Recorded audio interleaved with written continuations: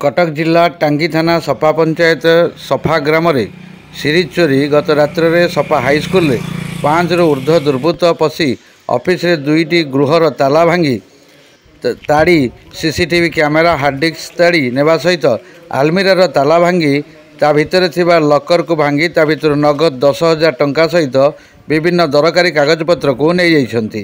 या सहित 500 मीटर दूर थिबा पंचायत कार्यालय ग्रिल कबाट भांगी 2टी एलईडी टीवी सीसीटीवी हार्डडिस्क गोटे लैपटॉप सहित बहु दरकारी कागजपत्र को दुर्बृत्त माने लूट करिसेंती। एपरिकी यही अंचल एका ढंगरे बारंबार चोरी हेबार लगी लुटेरा ग्रुप को तुरंत काबू करा जियो बोली टांगी पुलिस पक्षरु प्रकाश करने सहित तदंत जारी रही। Tangi Tuntun Sharma report SM DD news.